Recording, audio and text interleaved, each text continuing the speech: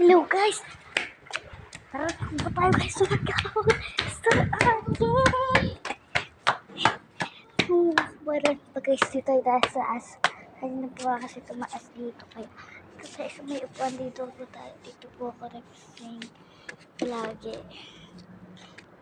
Kasi po, may naghahabol po sa akin na lalaki. Kala niya po ako yung ate niya. Diyos ko, sabi ko, o hindi mo ako ate.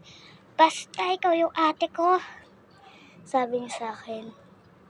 Tapos sabi ko, ang kulit mo talaga. Yun yung kapatid ko. Hi! Kapatid ko rin yan. Hindi ko siya kilala. Tumakbo nila ako, be. Nakakatakot. Hindi pa na ako tatagal, be. Kasi nakakatakot. Nagahawal pa rin siya dito. Nakita siya bumaba, oh.